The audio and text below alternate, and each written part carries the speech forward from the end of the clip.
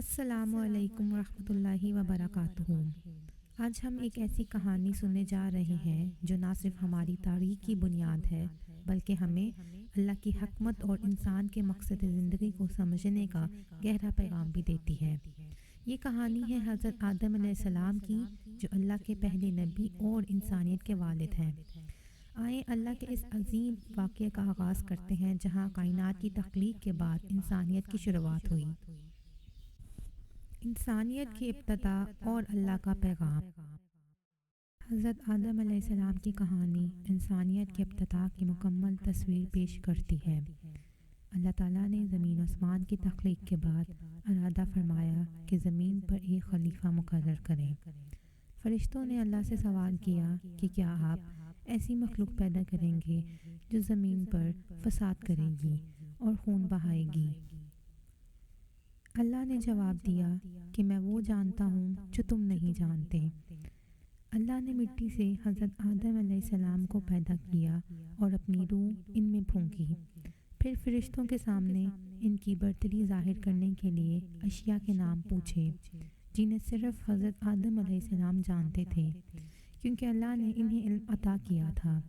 اس علم کی وجہ سے فرشتے حضرت آدم علیہ السلام کی فضیلت کو تسلیم کر گئے اور اللہ نے حکم دیا کہ سب فرشتے انہیں سجدہ کریں۔ تمام فرشتوں نے اللہ کے حکم کی تعمیل کی، مگر ابلیس نے انکار کر دیا۔ ابلیس نے کہا کہ میں آگ سے پیدا ہوا ہوں اور مٹی سے بنے انسان سے بہتر ہوں۔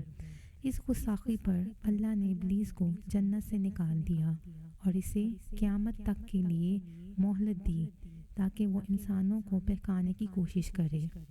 اللہ نے حضرت آدم علیہ السلام اور ان کی زوجہ حضرت حوا علیہ السلام کو جنت میں رہنے کی اجازت دی اور کہا کہ جنت کی ہر چیز سے فائدہ اٹھائیں مگر ایک مخصوص درخت کے قریب نہ جائیں۔ شیطان نے اس موقع کو استعمال کرتے ہوئے حضرت آدم علیہ السلام اور حضرت حوا علیہ السلام کو وسوسہ دیا کہ اگر وہ اس درخت کا پھل کھائیں گے تو ہمیشہ کے لیے جنت میں رہیں گے اور کبھی موت کا سامنا نہیں کریں گے۔ شیطان کے بہکاوے میں آ کر دونوں نے اس درخت کا پھل کھا لیا۔ اس عمل کے فوراً بعد ان کا لباس اتر گیا اور وہ اپنی خطا پر شدید شرمندہ ہوئے۔ انہوں نے اللہ سے معافی مانگی اور دعا کی، اے ہمارے رب، ہم نے اپنی جانوں پہ ظلم کیا۔ اگر تو نے ہمیں معاف نہ کیا اور ہم پہ رحم نہ فرمایا تو ہم نقصان اٹھانے والوں میں شامل ہو جائیں گے۔ اللہ نے ان کی توبہ قبول کی لیکن انہیں زمین پر اتار دیا تاکہ وہ اور ان کی اولاد آزمائش کے مرحلوں سے گزرے۔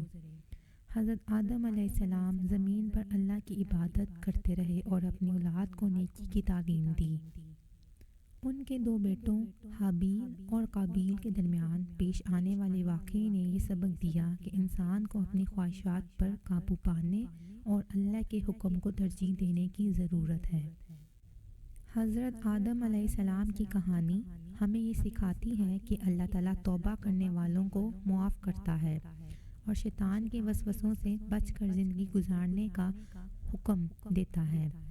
یہ کہانی ہر انسان کو اللہ کی رحمت، نافرمانی کے نقصانات اور آزمائش کے مقصد کو سمجھانے کی دعوت دیتی ہے۔